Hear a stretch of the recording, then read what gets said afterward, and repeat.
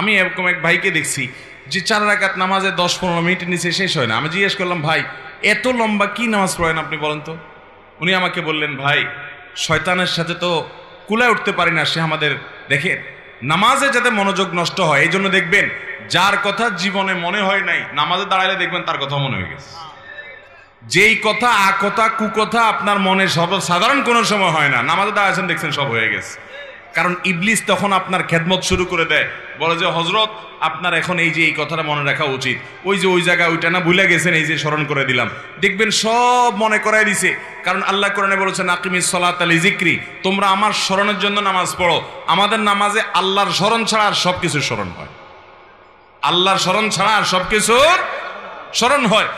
নামাজে মনোযোগ যদি আপনি ধরে রাখতে চান, পরীক্ষিত আমল হলো সময় ডিউরেশন বাড়িয়ে দেন।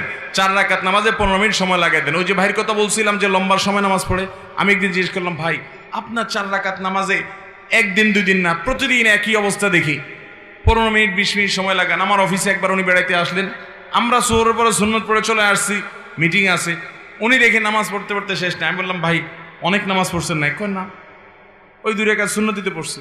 তো 2 রাকাত সুন্নত তো আমরাও পড়লাম, আমাদের যদি 5 মিনিট 7 মিনিট লাগে, আপনার 15 মিনিট কেমনে লাগে? উনি বলল, ভাই দুনিয়াদার মানুষ, অনেক ব্যবসা বাণিজ্য আছে, শত শত লোক চালাইতে হয়, বিভিন্ন দিক মাথা চলে যায়, তো শয়তান তো নামাজে মনোযোগ নষ্ট করতে চায়, এই জন্য আমি শয়তানের সাথে কুস্তি করি নামাজের মধ্যে। আরে শয়তানের মধ্যে সাথে কুস্তি আবার কেমনে করে নামাজের মধ্যে? কুস্তি করলে নামাজ হবে নাকি? বলে যে কুস্তির সিস্টেমটা হলো এই, আমি যখন নামাজে দাঁড়াই সূরা ফাতিহা অন্য সূরা পড়ি, তখন শয়তান আমারে ইরানে তুরানে কোকাব শহরে অমুক জায়গায় তমুক জায়গায় চিপায়, এর ভিতরে ওর ভিতরে, এর পিছনে ওর পিছনে যত আকতা কুকতা সব মনে করে দেয়। তখন আমি কুলে উঠতে পারি না, আল্লাহর কথা স্মরণ আসে না।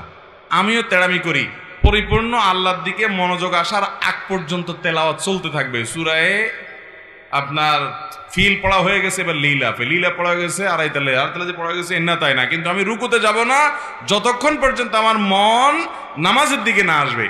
উনি বলে যে আমি যখন এইভাবে সূরা বাড়াইতে থাকি ওই যে ডিউরেশন বাড়াইতে থাকি, তখন এবার দেখা যায় ইবলিসে আমার মনরে এদিক নেওয়া ছেড়ে দেয়, দিয়া বলে যে তো লস প্রজেক্ট, এর পিছনে মেহনত করলে তো সূরা আরো বেশি পড়ে সব বেশি বাড়ায় ফেলবে, এর মনোযোগ তাড়াতাড়ি নামাজের দিকে দিয়ে দেয় যাতে তাড়াতাড়ি রুকুতে যায়। এরপর আমি রুকুতে যাই, রুকুতে গেলে তারপর সুবহান রাব্বিল আযীম পড়ি, সুবহান রাব্বিল আযীম পড়ি, না মন অন্যদিক চলে গেছে, বলি না সুবহান রাব্বিল আযীম তোর জন্য 30 বার পড়বো, আধা ঘন্টা ধরে পড়বো, মাগার আমি কল্লা উঠাবো না, উপরে পিঠ তুলবো না, যতক্ষণ পর্যন্ত আমার আল্লাহর কথা পরিপূর্ণ মনে না আসবে। আমি তেড়ামি করি, শয়তানের সাথে কুস্তি চলে। এবার শুরু করি আমি সুবহান রাব্বিল আযীম, শয়তান তখন চিন্তা করে হায় হায় রে, এ তো এতবার তাসবিহ পড়ে তো সওয়াবের